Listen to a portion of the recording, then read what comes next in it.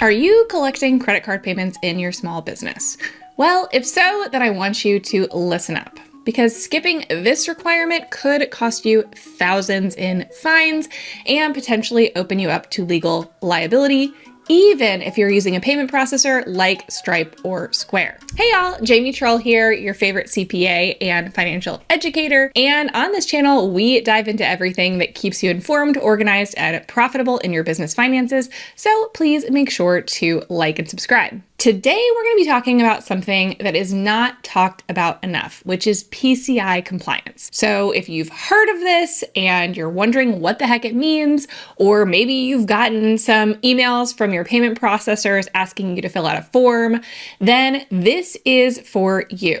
We're going to talk all about whether this is something that you actually need to worry about, even if you are just a small business. Plus, at the end of this video, I'm going to tell you about the #1 mistake that I see business owners make when it comes to PCI compliance, so make sure you stick around for that. So first, let's take a step back. What the heck is PCI compliance? Now, I've been getting this question more frequently lately, probably because it seems like more payment processors are sending information out about this, and people aren't sure what they're getting. I recently had a friend actually send me over an email she got from QuickBooks. She uses QuickBooks to process payments, and she was really confused by what the heck it was talking about related to this issue of PCI compliance. So if you're confused, don't worry, it's not just you. So PCI actually stands for Payment Card Industry Data Security Standard. And basically it's just the set of rules that keeps credit card data safe. And whether you're a big box retailer or you're an Etsy seller,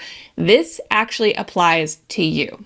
Now, you might be thinking, but I'm such a small business. How could this apply to me? I must not have anything that I need to do for this. But unfortunately, the size of your business does not exempt you from these requirements. And if you accept, store, process, or transmit credit card information at all, even just once, you are expected to meet these requirements. Now, more than likely, you're not processing these payments yourself, right? You're using a payment processor, maybe Stripe or PayPal or Square. You're using a third-party intermediary to process those payments. So what do you need to do? Aren't they handling this for you? And it is true that those payment processors are PCI compliant on their end. So that's something really important if you're looking at various different payment processors. Make sure that they have the highest level of PCI compliance.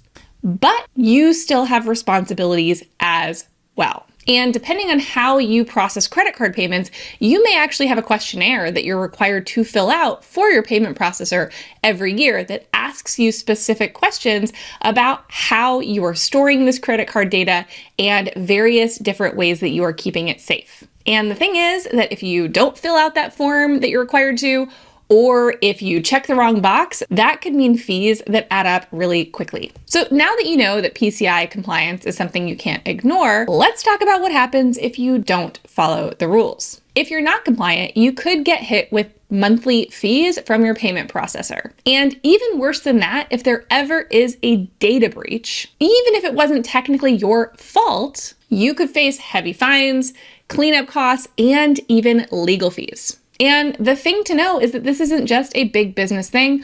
Oftentimes, smaller businesses are targeted on purpose because it's assumed that they have more lax controls. Hackers are smart, and they know that oftentimes you may not know these requirements and may not have the proper safeguards in place. So you are putting a target on your back if that's the case. So most importantly, what can you actually do to stay compliant? What exactly does that mean? Well, let's break it down in real world terms because it doesn't have to be that complicated. First and foremost, you do want to make sure you're using a trusted payment processor that is already PCI compliant on their side. And an important thing to know here is that oftentimes in real life, business owners are using maybe those third-party platforms, but they're integrating them with other things. So maybe you're integrating a Stripe checkout onto another checkout page or onto your website, and that could add additional risk. And any of those kind of integrations aren't going to be covered by Stripe or Square or whoever you're using and their PCI compliance. And that's not to say you shouldn't integrate Stripe or Square into other things if that works best for your business, but you just need to be aware that that does increase the level of risk, and you may have additional things you need to do to make sure that you are being PCI compliant. So whatever you do, just make sure you're double checking that you understand how any tools you're integrating are actually interacting with that credit card data. And the next thing that you should make sure you do not do is write down or store secure credit card data. That should be nowhere on your desktop. That should not even be in a folder anywhere. That should be held completely within the payment processor that you are using. So be careful of downloading and keeping that information, because that adds additional risk. If somebody hacks into your personal internet and gets into your system that way and gets access, that also would be your responsibility and your legal liability if that were the case. So that means no spreadsheets laying around anywhere that have sensitive data in them about your customer's credit card information. Now, the next thing to do is to make sure to complete your SAC, SAQ, and that is a form that you may be required to fill out by your payment processor. So you'll usually get an email that'll tell you that this is required, or you can actually go into your payment processor and search around for PCI compliance, and it can tell you what you need to do.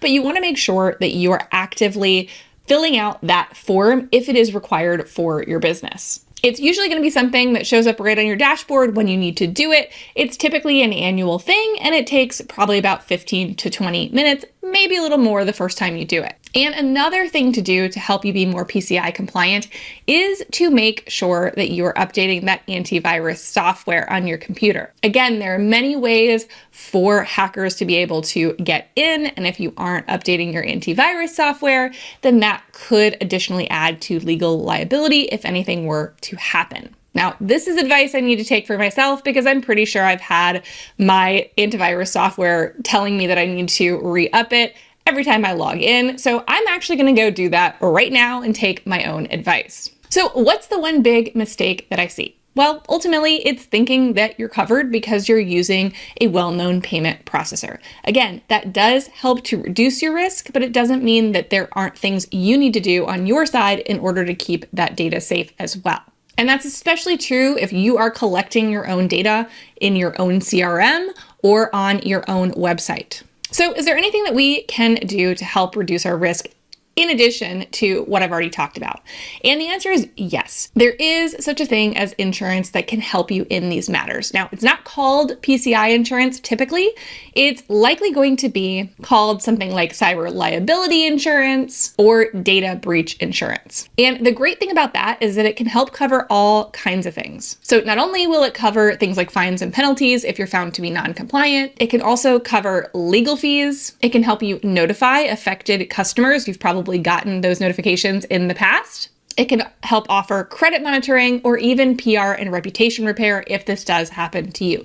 So I do think that this is something that can be very useful, even for small businesses to have if you are regularly processing credit card information. Now, if you already have business insurance, the best thing to do is to call and see if it's already included. And if it isn't, it might be a rider or something that you can add to your existing business insurance. And you're going to want to make sure that it covers PCI compliance, not just general cybersecurity. Now, I hope this helps navigate what exactly PCI compliance is and what you need to do, especially if you're getting emails and you have no idea what they mean. If you've got more questions, make sure to drop a comment below, and definitely make sure to like and subscribe so you get more videos just like this. I'll see you next time.